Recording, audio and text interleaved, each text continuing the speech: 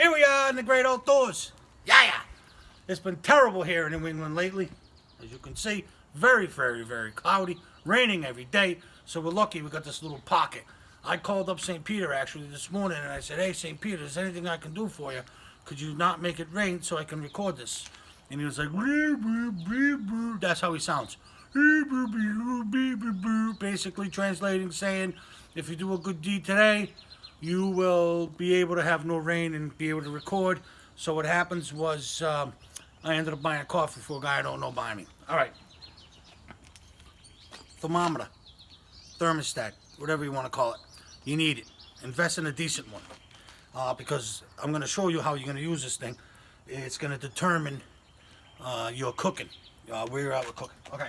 Now, you want an internal temperature of 160 degrees, food safe. But keep in mind that when you're done grilling this, and I'm going to show you how we TP it with the aluminum foil and all this, it's still going to be cooking. So anything high protein, chicken, fish, steak, it's still cooking when you take it out of there. I like to pan it. I like to TP it with some aluminum foil and trap that heat in there, so it's still continuing to cook after you've cooked it. You'll understand. Here, very simple, folks. I have some boneless chicken with some marinade that I use. Basically, what this is for the marinade is going to be McCormick's Zest marinade and McCormick's Mojito Lime. Translation. How can I put this? Italian. Yeah? You put on your salad, same thing.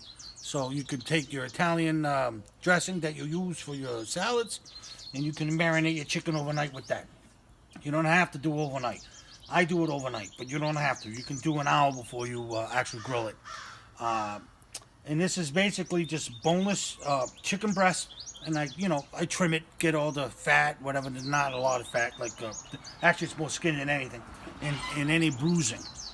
So I have a grill here that's been kicking super high heat. You want super high heat, and we're just gonna throw this Bad Larry's onto the grill. And every grill has its hot spot, and you'll know your hot spot after you've been using your grill for a while. But see, okay, we got this here, and now we'll shut the hood.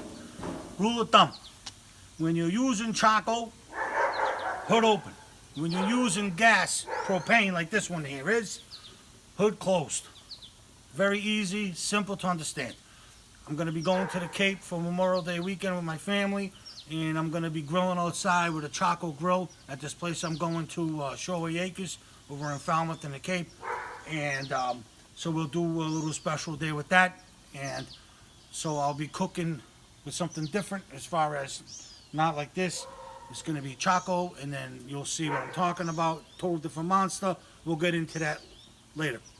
So right now this thing is saying 550.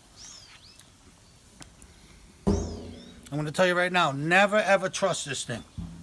All right, this thermometer here, this gauge is like a politician. Lie. You never know if it's correct or how accurate it is. Almost 0% of the time is it very accurate. This says 550. It's probably 450. It's actual heat, internal heat. So, and the secret to this boneless chicken, to grill it, is this: let it sit, let it grill, let the heat do the job, not you. It's almost like investing. You're always told throughout your whole life, work hard, save your money. And the opposite end of it is, no, you work hard, make money, take that money, and you make more money with it by investing. Same situation here. You got to relax, let the heat do the work. You don't have to do the work. No need to break your back. I still have some marinade here, and please watch. We're not getting rid of that marinade just yet. Again, this has been going for 24 hours or so. Normally an hour and a half, or a half hour, whatever you got, whatever time you got, depends on what your lifestyle is all you need. Okay? So you see that I threw the chicken breast there. Now, mind you, boneless chicken breast versus bone-in chicken is a very big difference. The bone-in requires more time for cooking, and bone-out which this one is, it cooks quicker. But that also being said, understand this. You want this sucker as high as you want it. I can get it. You want that high heat. I know a lot of people will say, oh, you do 350, then you go to 400. It's all bull cocky. You want high heat. You want that sucker to sear. Keep all those juices in. As we progress in the future, you're going to see other videos where I'll be explaining how the proteins work and how everything breaks down scientifically. Because it is very scientific if you really look at it. If you really think about it. So right now this thing's telling me 550. It ain't. You're a liar. So we're going to open the sucker up.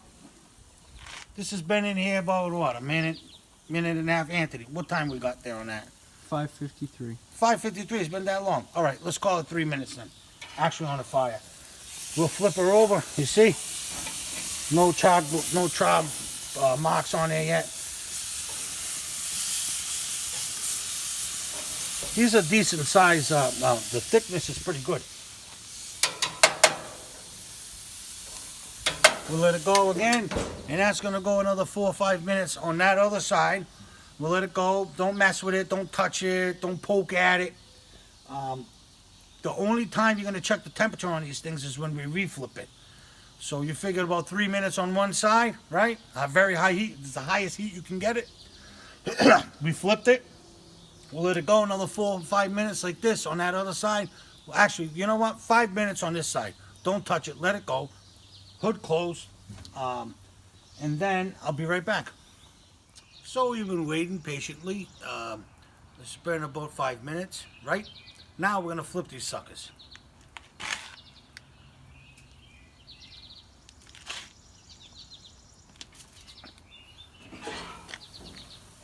Look at these things, huh? Oh, yeah, son. Beauty. Absolute freaking beauty. Now we're going to test with our trusty thermometer. Thermostat, whatever the hell you want to call it. We'll stick it in the fattest part of the chicken. Make sure you don't go all the way through.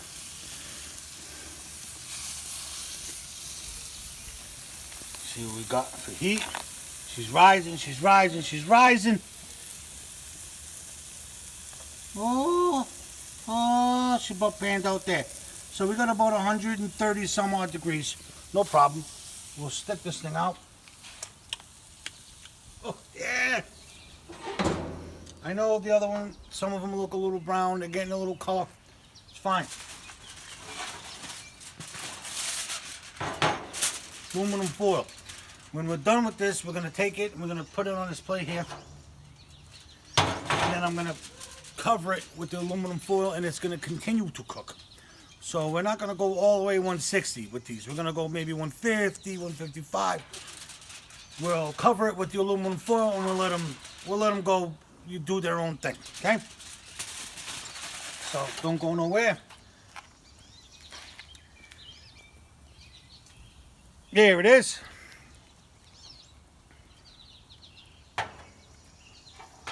My weapon. Try to get longer ones. I have longer ones. I was just lazy. I didn't want to fish it out. I used that one. But they're not going to see. Now we flipped them, right? So we did about, what, a minute, 2 minutes, huh, Anthony? Oh, yeah. All right, about 2 minutes. Let's call it 3 minutes on one side. We'll flip it, and then we flipped it again. We'll let it go 5 minutes. So on this side, you're only going to go maybe, you're already at 130.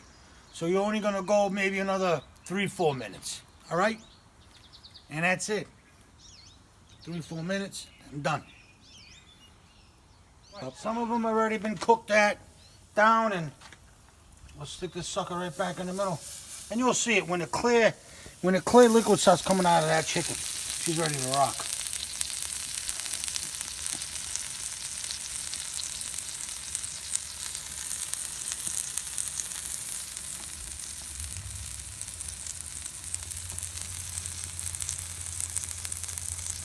Perfect.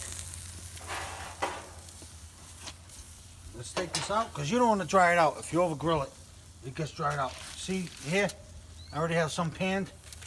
Some I already did in there, so sneak that sucker in there. We'll sneak this one. We'll check it just in case. All right. And right here in the middle. Look at that temperature. Oh yeah, see, 160. This sucker's already done. So we don't want it. We don't want it to overcook. So now they'll go in here. They'll be panned like this. Okay, we'll let them sit like that, and then they're gonna sit like this for like 10, 15 minutes, and it's ready to serve. Easy peasy Japanese, baby. Don't forget, subscribe, and thank you for those who have and who will continue to watch my channel. Life is good. There it is, my friends. Plated, looking beautiful. Grilled chicken with the risotto and corn. Simple, easy peasy Japanese. There you go.